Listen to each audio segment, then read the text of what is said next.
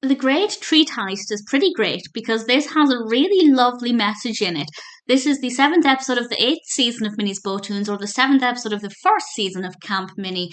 And Minnie has bought this new cart, this ice cream cart, and I have to say, I love the design of it. If they haven't merchandised it yet, I expect they might because it looks fabulous.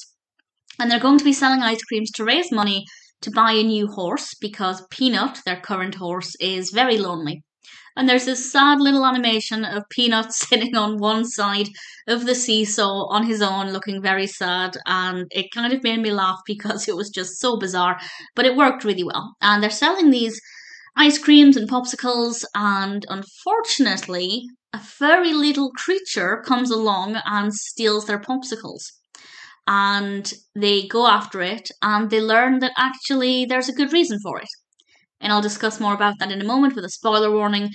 It's definitely a very fast paced narrative. It packs a lot into a really short space of time. The whole thing is about 2 minutes. It's also beautifully animated.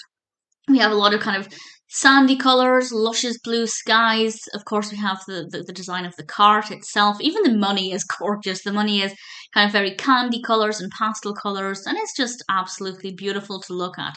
So, definitely visually a really engaging episode, and the narrative is pretty good too. So, spoilers from now, I'll discuss why the squirrel was stealing the popsicles. And the reason for it is because the squirrel wanted the sticks to make a house.